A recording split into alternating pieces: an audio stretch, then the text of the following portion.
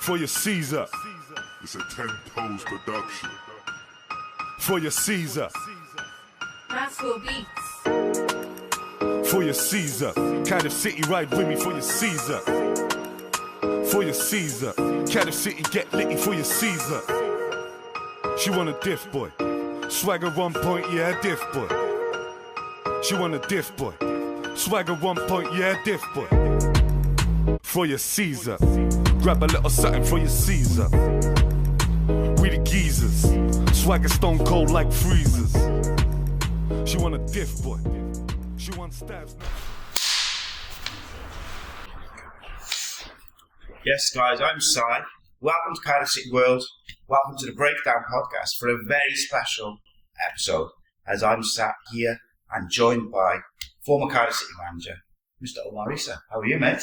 Very good, mate. Pleasure to be on the show. You know, I've watched it so many times over the course of the season, listened to you chastise me and speak positively and talk honestly. So yes, nice to finally get to speak to you in person. And yeah, just straight away on that, it's difficult, right? Because for me, doing what I do, I want to be as honest and authentic as you can, and I try to be as fair to whoever I'm talking about or whatever I'm talking about. But I always wonder, especially if you're talking about an individual, like a player, say, I always wonder, if they see that, what do they think? Do they think I'm going in on them, or just talking about the situation as it is? Yeah, I think predominantly, like I say, I watch a lot of your stuff, and it's quite fair and open, and it's opinionated as it should be. People have got opinions. I think the biggest thing at times is when someone says something about something, whether it's a player or a situation or a formation or a system or a staff member, is that you can say what you want, but you really don't know the context behind the situation, which then means you said it. Yeah. And people can look at it and say, well, you said it, that could be true. But really, you can never know the truth unless you speak to the person himself, which I spoke to you on a couple of occasions over the course of the season anyway. So that's probably the only thing with it at times, because we can only listen, we can't say anything. And that's just really tough. Yeah, it's difficult, isn't it? Because, as I've said before, I hear stuff sometimes from different places and stuff, and you'd like to be able to speak to the person directly to check it and stuff like that. But it's tricky, and there's also, we talked about before, there's also the other side of it where rumours will fly around with fans, not necessarily with what we do, but what other people do on social media, the way it is. Rumours will fly around about X, Y, and Z, and it might be sort of factually true in terms of what it is, but there's also a boatload of context which goes with it, and there's circumstances with it, and I think that's difficult then, because there may be a reason for, as an example, say if a player's struggling, he might be carrying an injury that people don't know about, or he might be having some sort of issue away from football that people don't know about. And I think I try to bear that all in mind when I talk about, people's performances and stuff like that. And I also try to talk about, I've been talking about Perry NG this week, because for me, I've seen him be one of the best right backs of the championship. But in my opinion, I didn't think he was up to the standards that he'd set last year. But I've also heard through the grapevine that he was carrying a bit of a knock, and it's all difficult, isn't it? There's context to everything, But let's start with you. Let's focus on you a little bit. Tell us a little bit about your sort of upbringing and what you were like as a kid. Only the people around me can tell you what I was like, really. But from what I had loads of energetic. Needed to do a lot to still be, calm. I had to go out and Dad would run me around the trees, and after he finished work or something, just so that I'd go to bed at night peacefully. I was a good kid. I think did my schoolwork only because I was probably threatened more. You take your football away from you if you don't do your work properly. Started football and karate from a young age, both martial arts and football from probably 7. And then I stopped martial arts at about 12, 13. So I got my black belt at 13 actually. And what martial arts? it was Shotokan. Okay. Yeah, and that so I've done that for a while, and then I had to make a decision with football and martial arts and stuff like that. So, played football from a young age. I was at Arsenal from the age of like 10. How did that come about? Just playing for my Sunday side. I was at Edmonton Rovers, Edmonton Rangers, and Chase side was the team I was selected from. And a few of my teammates were also at Arsenal, and I was there for 10 years. And then my career progressed from there, really. I got coached by some of the best coaches England have produced. Don Howe. At the time, he's been one of the best coaches I ever worked with, and I think it's a privilege that I had the opportunity to do that. Arsenal with Pat Rice obviously at the time, Geordie Armstrong, who was a great coach, great, not just a coach but a person. What do you think makes them such good coaches? I think experience. I think recognising players' strengths and weaknesses, and I think their human side. I think their human touch. I think it's key for coaches to have a human touch. I think it's something I pride myself on, and obviously they recognise when and what players need. Because I think one of the things which kind of gets chucked out generally is that old school coaches didn't understand that every individual is different or every player is different, and they'd almost treat everyone, the group does what the group is told, which of course you have to do to a certain extent. But I always think, like, if you look back over the history of football and stuff, the best coaches have been the ones who've been able to deal with individuals. You look at people like Fergie with Eric Cantona, and there's also other examples where managers are able to get a tune up of them and they go elsewhere. Even at Cardiff, Dave Jones got Jay Bothroyd playing such good football in the Championship that he got into the England squad, but he was never able to replicate that same form and whatever mentality with another manager. So I think it's definitely important, isn't it, to have that relationship with the individuals. And obviously when you came into Cardiff, it was on the back of Eric Bullock, who was a bit more, I don't know what the word is, but sort of strict maybe with the players. And you could see straight away, even just from the clips of training and the touchline and the way you interacted with those players, was very different from the way Errol Bullock was with them. Yeah, I think everyone's different. Every manager's different. I think Errol got on with certain players, as I got on with certain players. Obviously, you do treat everybody the same, but you have special relationships with certain players that maybe click with you. I thought Errol gave me the opportunity to come in and be an assistant coach. So I'm very thankful for him for that, and the fact that we started the season poorly. We had strong teams. We played against a lot of strong teams. It wasn't easy. We knew the challenges we faced at the start of the season. So it was a really difficult time for him and for the club. So in that respect, yes, he has his way of managing and treating players, and so do I. And I like to think that first and foremost it's the person, and then the football comes after. Yeah. Because like you say, when you've got those relationships with players, you do get the best out of them. And I thought we were quite good at that during the course of the season with a lot of our players, especially the younger lot. You got a hairdryer in you as well, though? Yeah, there was a few occasions. I always feel that when it happens, it's not all the time, because if it's all the time, it just falls off their feet. There was a few times when a few burgers, a few of the foods after the game went flying. But it can happen, and you probably, I probably regret those moments, because I like to think I'm quite cool and sensible about my approach when it comes to games and when it comes to players and performance, and being able to talk in a way that doesn't need that, but there comes a time when it happens. Yeah, and I think, like, heat of the moment, when things have maybe not gone your way or it's frustrating. There could be frustration with a variety of things. Everyone's got a point where they sort of get frustrated and the emotion comes out, I guess, is the best way to describe it. Just flipping back, we'll come back to that, no doubt. But with the Arsenal thing, obviously you were there for 10 years. What do you think you've learned as a person the most from those 10 years? I think discipline. I think hard work.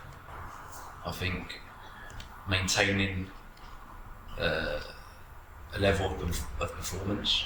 You know, at Arsenal, I think everyone's trying to take your position all the time.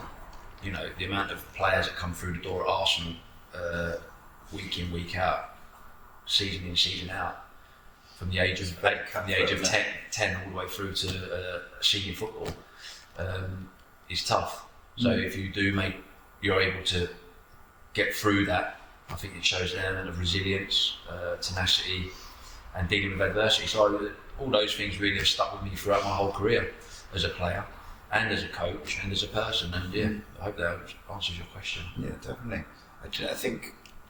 See, I'm of the opinion that you can learn something in every situation that you go through, and like as you go through life, you learn, you make mistakes, you learn from them, you sort of crack on. But that resilience is something which I think, if you can get that at a young age, and you see a lot of athletes and footballers get it because they sit in that cutthroat environment.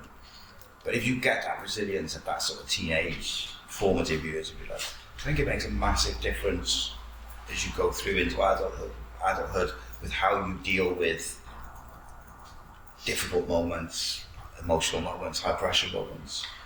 Definitely, I think this is something we talk about regularly, even in football, is that some people can't get through it, and they struggle. Yeah. But when you do get through, if you get through, especially in football, if we're talking on football side of things, it makes you so much stronger, and it makes you so much better than the man next to you, because you're able to deal with all those moments over the course of your career. And I've had many. Like I look at Cardiff, and it's one moment of many that I've suffered, because I loved every moment. But there was an element of suffering there, of course, during and after, and but it's not something I've had so many, and really, really tough ones. So, yeah, you know, it's something that I'm used to. Yeah. But, you know, and it's not something you want to be used to, but it's part of who you are, and I think it makes me who I am. It's basic. And it makes you so much better than the man next to you, because you're able to deal with all those moments over the course of your career. And I've had many. Like I look at Cardiff, and it's one moment of many that I've suffered, because I loved every moment.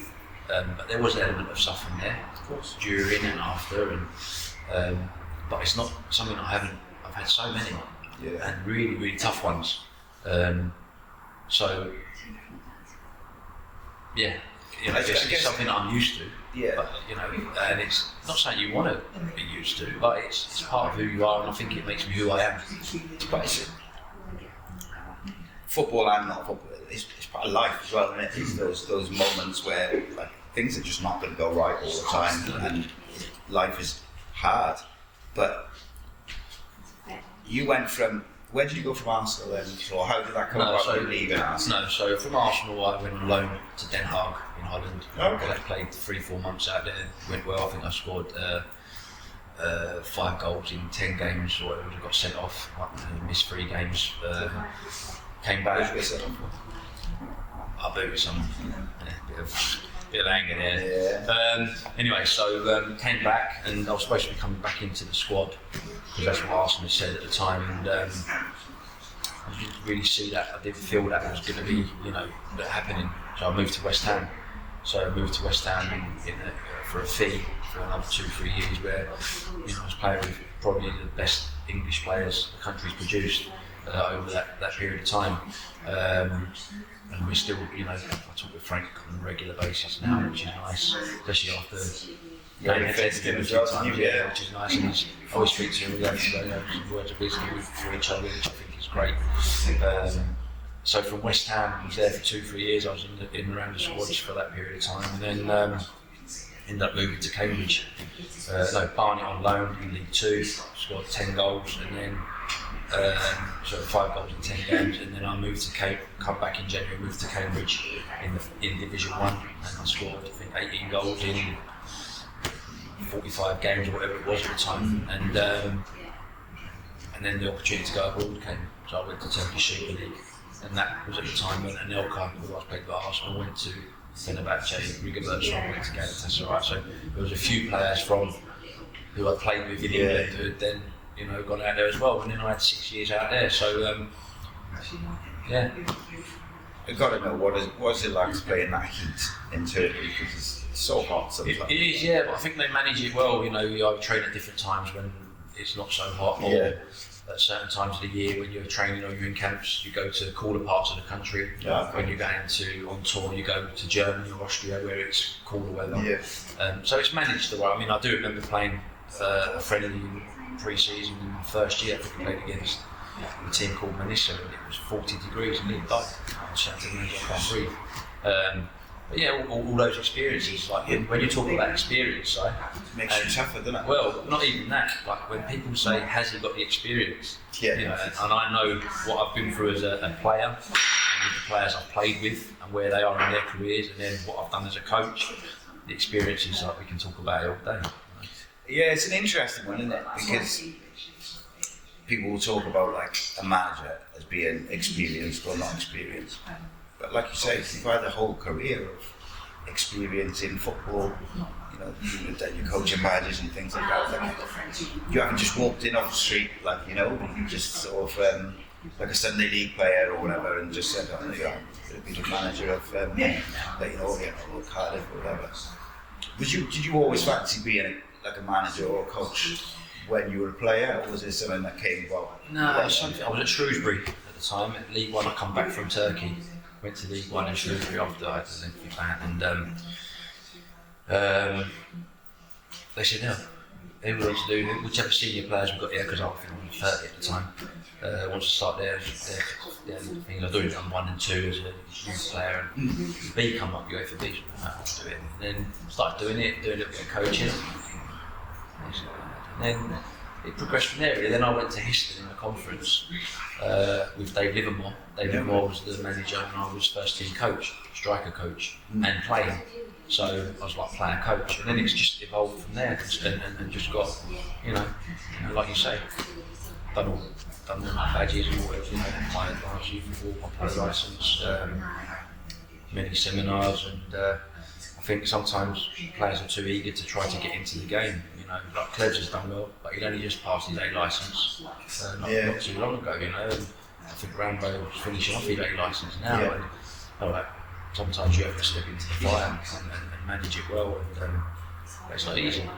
It takes a lot to get to that pressure situation. Yeah, it takes a lot to get to that. A lot of work goes into it behind the scenes, which I think people have done. I think fans as a whole, the one thing I always think that as fans do not, or we forget maybe, is how cutthroat football is in terms of, yes, you want togetherness in the dressing room, but there's also usually at least 2 players, one in that shirt, on the in the 11 or whatever. So yes, you're all together and you've got the dressing room camaraderie. There's also a competitive streak with it as well, because there were 2 right backs or 2 left backs and whatever. And I think it is such a difficult sort of situation to manage as a whole, not even just for the manager, for the coaches. I think you've got to have the right people around the managers, and I'm talking just generally as well. It's not just all on the manager, you've got to have people around them, the support staff, the experienced players in the group as well have got to be sort of on board and helping. And I think sometimes it gets a bit simplified, and it's always the manager who pays the price. Yeah, I think Very rarely to see a player get sacked. At the end of the day, the manager earns a lot of money to do his job, and it has to stop. The buck has to stop somewhere. So I think every manager understands that. As far as the staff are concerned, I look at my staff. Tom Ramasa, Gavin Ward, Dazza, Shoza, the immediate coaching staff. That's not talking about the other staff as well. All very experienced people. Sometimes I've heard, staff are not good enough, and it's really disrespectful because. Shoza had played 700 games in the Premier League. Dazza had played a lot of games in the Premier League and the Championship. And Tom Ramasa had been at the club a long time, and he hasn't just got his licence yesterday. Wardy's been around a long time, and he's a goalkeeper coach that a lot of people respect. That team of staff is a good team of staff, and they all gave everything to the cause, and they made sure they rallied around all the things you're talking about. They made sure they rallied around. They made sure that we were ready for the games at the weekend. We've done what we needed to do to make sure training was in place, to make sure tactically, strategically, everyone knew their jobs. Listen, Saturday comes, you never know, quite what's going to happen. It's been lose or draw, depending on what performance you get. Just on that, so I fell out with someone on social media, which is not my style at all. I try to avoid all that sort of stuff. But this guy he's been going on about in my comments about Dan Pearce's disgrace and stuff. And I just lost my rag because I was like, all of these players who the same people who are saying that sort of disrespectful stuff are demanding that certain players are in the first team squad this year. And it's like, who do you think brought all those players through in 21s? And it really frustrates me because, and I'm open about the fact that he's a friend of mine, but it's not about that even. It's about he's former club captain, and he's doing a very, very good job, or has been doing a good job. Let me tell you something about Darren.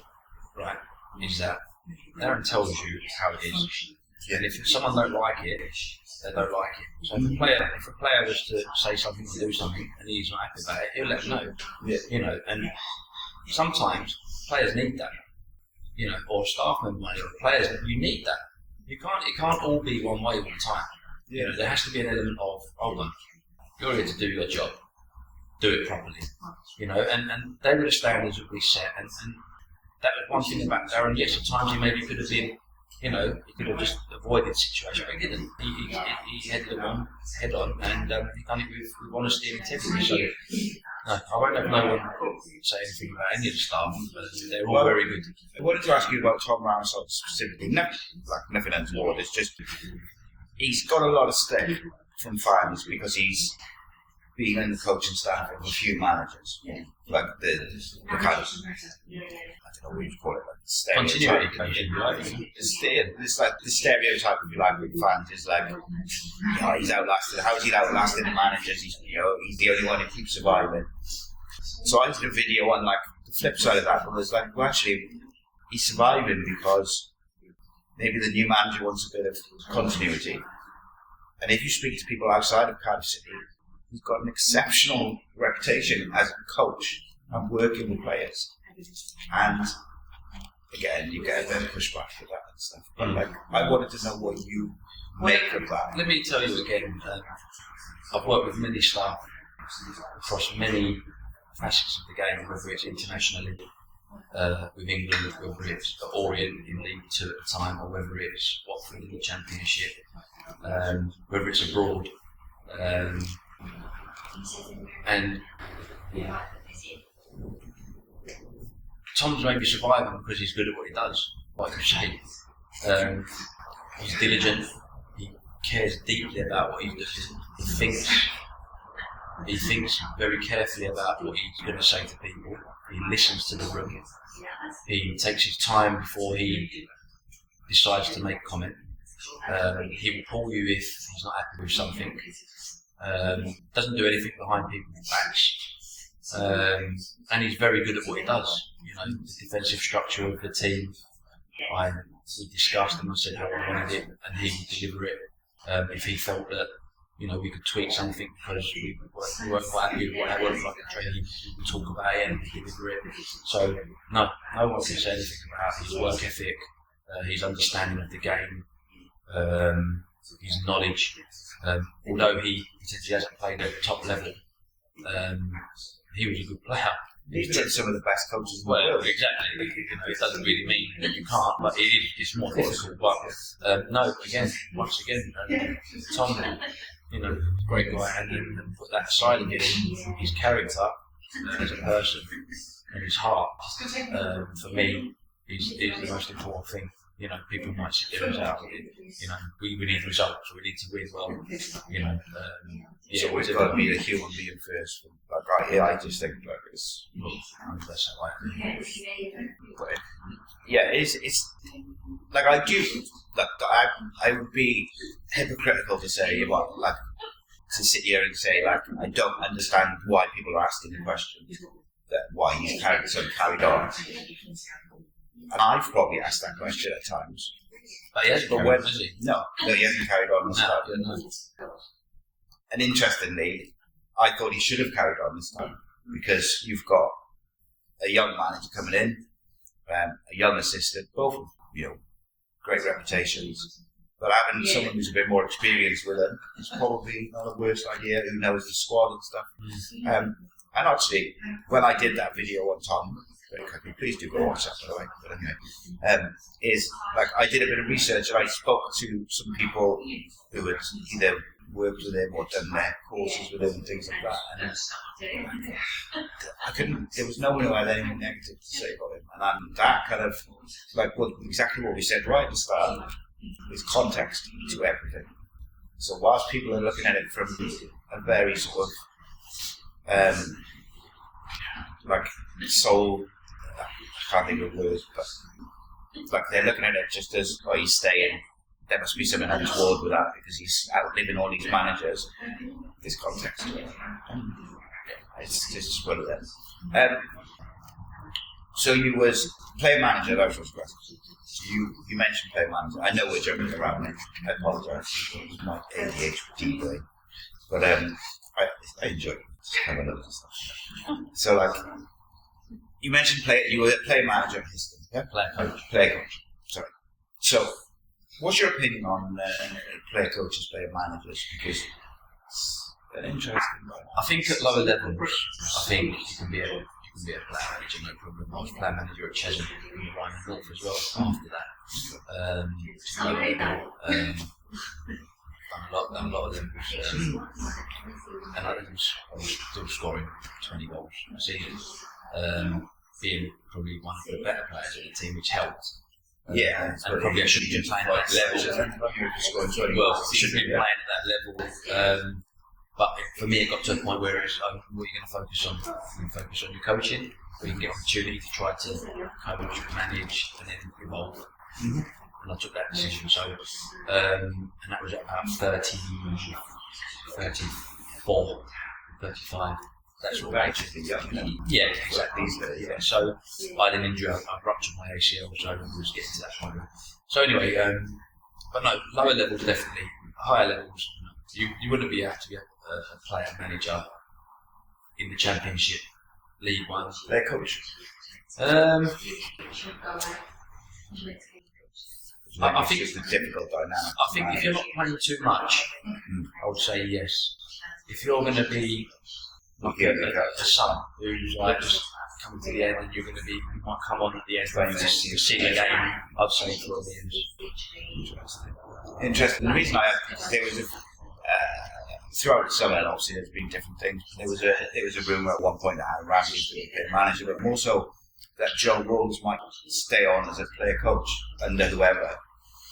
And I just couldn't. I can't flip back and forth on my opinion. I was like, do I think it'll work? And I just think, obviously it's League One now rather than the Championship, but even that, I just think there's too much. But then maybe if you're playing. The only thing I suppose when you have that is then it becomes a conflict of interest sometimes with players, and because players have a good relationship with each other.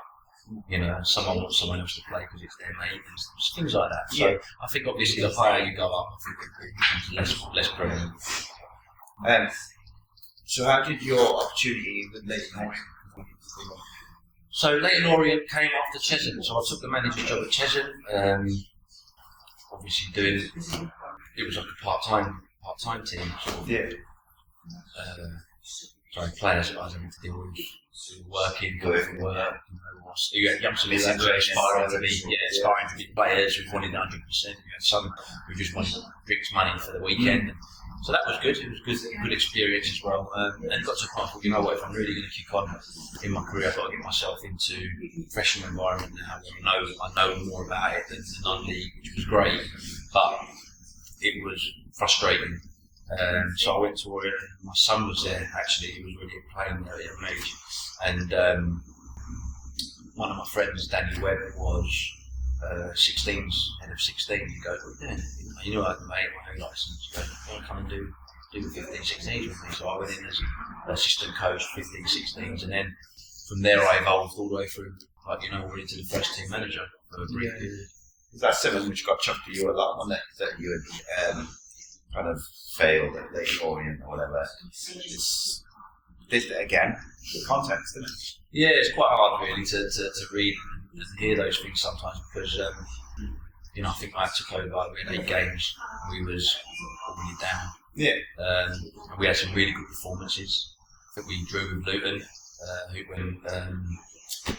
What's your friend's name from Rhondda? Manager of Charlton. Nathan Jones, sorry, yeah.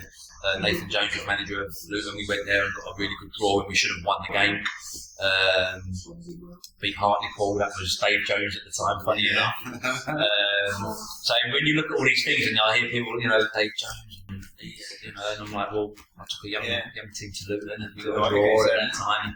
And those players, Stephen Alzati, Josh Karoma, Victor Adiboyeo, Dan Hatlop, Ruel Sortiriu. These players, Sam Dolby, they're all playing their career. So for me, I look at the positives of the situation rather than the negative, which was disappointing, but it happens. Well, just interesting you mentioned that. Just flipping back to down with the 21s over the last few years, is people were saying, "Oh, the results got better last year when Darren went with the first team and Matt Bloxham took over." But it's like at the 21s level, it's not really about winning. It's about giving each player a pathway to play football. Yeah, it's quite sad to hear and read, because Daz is giving his heart with the first team and doing his job, and then for someone to come out and say that, Block's a good guy. He's okay. He done well when he come up and done his job well. Nice guy, respectful, got on really well with him, and he did do a good job. But like you say, that doesn't happen overnight. No. You got to think about what had left the squad. When maybe Darren was there and when he wasn't there, and what players come in and allowed blocks to do well, and all those things. So, but yeah, like you say, context behind everything. Absolutely. So, when Leighton Orient did go down, did you think that, or were you always sort of moving on after that, or was there when we went down, I was disappointed. I think it's quoted in lots of places, but I was disappointed that I wasn't given the opportunity to stay on at the club after everything I sort of tried to help the club with. Not getting fines for not playing games, because if certain people had it their way, the games wouldn't take place. And then we would have lost points, we would have lost money, we would have did this, we would have had to do that. And the things I had to do with Orient, I had to make sure I had a standby physio in case the physio decided he weren't going to take the doctor. So that if you ain't got a doctor, you can't play the game. And I had had people on standby ready to come in. I gave people money from my own pocket so they could come in and coach and just to get the game done and make sure that. But I was just disappointed I didn't get the opportunity to stay on. But again, we talk about adversity and we talk about things that can be difficult in your life. I had to go away and I must have applied for 200 jobs that year. I didn't get a job for a year until I applied for Watford under 15s again. So I couldn't even get job anywhere, even after being at senior level or even around. And I had to go back in at 15, 16s and start again. Was that frustrating in one way that you've had the experience at first team level, to then have to go back to the 15s, or did you just view it as part of the sort of education of I think coaching? it was more of, I don't know if my wife would vouch for it, it's I'm always saying, what have I got to do like to prove that I'm good enough? Yeah. What have I got to do like for people to sort of say, what he's done he's done his work, he deserves it. And hopefully it'll get to that point. Look, every time I've gone away from something and been disappointed, I've had to, go somewhere else and come back again. Come back stronger and stronger each time. So hopefully that will continue. Yeah, definitely. No, I think it will, mate. I think, because the thing is, right, is, like I said earlier, you learn from everything as you go in. But also, it's not black and white, so it's not like Leyton Orient didn't just get relegated and it's all Omer Riza's fault. There was 8 games, as you said, you were already down pretty much, but you also helped collect some youngsters and get the games on and this. But it's the same with Cardiff. Cardiff got relegated, but it wasn't just all on you. Like, there was a lot of moving parts, and to be honest, the club has been sleepwalking towards that for about probably 8 years, with the decisions that has been made at different times. And I find it frustrating. And I understand the manager, the buck stops with the manager, I get it. But I do find it frustrating because people see things as very black and white, and it's just life is just shades of grey, and I think football is even more so because there's so many different elements that go into any one day at a football club. It's not black and white. But anyway, Watford 15s, you work your way up again. Yeah. So I went in 15, 16s as a part-time coach, £30 an hour or something like that. And this is after I've, like you say, been a manager of the League Two. So, and Sorry, can I just ask you on that? Sorry to interrupt you. I know when you said it's a bit frustrating and demoralising. How did you do you feel? What's the word? Shame at having to go back to kids football, or was it more just a? I'm not saying that you shouldn't, by the way. I'm just saying that. Do you feel that in yourself as you go from? Because you can't beat too. Yeah, I don't know if it's like shame or more questioning your own ability. And it's what are you doing? You start questioning what you're doing wrong. You start questioning what you need to do better, which is, I think, a natural thing. So it's more that, and I'm never too proud to say, what, at the end of the day, I'm giving back. I always say I'm going to give back to football, and I've done it. And I always say I'm going to show you, and I do that every time. I've done it at, like I said, I've been at Watford 15, 16 part time. Then went into 16s league coach, and from there went into 21s assistant to Hayden Mullins, and then from there I went to league. I took the league, had the league job, and over this 5-year period, of course. And then went into the first team. And Valeria come up, first team coach, and so it's funny because I went into Orient and I said I'm going to be first team manager in 5 years in my mind, and then I went into and I did it in 2. Albeit the circumstances were not great. I'm having to always go into these circumstances. Yes, they seem to be, But anyway, and then at Watford I said, can I do the same thing again? I think this will take me longer than 5 years, but I said I'm a Watford manager. That's what I said, and I didn't quite achieve it. And maybe I should have been given the opportunity. They gave it to Klebs, and he done well. Klebs, good run. We got 18 unbeaten run, and we beat them. And we should have beaten them at home. And that's not because it's Klebs, it's because it's my old team, and we played really well, and it was good. So again, talk about inexperiences. I've gone and matched it against some of the best managers in the country. Frank Lampard, who's at Coventry. He's doing really well. We've done brilliant in the playoffs, but our games against them were pretty close. Yeah, really close. The one game we should have probably won. I think you should have won away. Set after and because we handball. Chamberlain got the handball, didn't he? Yeah. Weren't handball by the way, but they give it, and end up drawing, and then the one at home, I love what we should have won, but hindsight. Yeah, it's easy with hindsight, I guess. Yeah. What was Valverde like to work with? Valeria. Yeah, Valeria. Yeah, he's good, again, good guy, honest, tells you, what he wants, has his different styles. When you go into a club, when you're working under somebody, you respect what their ideas are, what they want to apply and implement, and me and Dean Whitehead, we did that to the best of our ability. So when, obviously you've worked with, from Arsenal when you were a kid, all the way through, and then into coaching and working with all these different people. I'm assuming, like any walk of life, there's some people who you think, oh, they're really good, and there's other people you think, maybe not so much. But do you take things from people, like, as not just as a learning experience, but maybe the way they do things, the way they handle certain situations? Do you try and... Yeah, I think definitely you take the good bits and you leave the bad bits, and you say, I'm not going to be that way, or I am going to try to implement that. You think I've worked with, like you say, Arsenal, and I've worked with Harry Redknapp. I've worked with Sebastian Lazzaroni, who was a Brazilian coach. I've worked with Vahid Halilhodzic, who's now Ivory Coast or Morocco or something now, national team. I've worked with some top coaches, and that's putting aside Don Howe, who was one of the best. And I like to think I've taken something from all of those coaches and left stuff that's not sort of the way I would work as well with some of them. So my experiences from coaches that I've had has sort of moulded me to a certain extent as well. Maxwell Beats.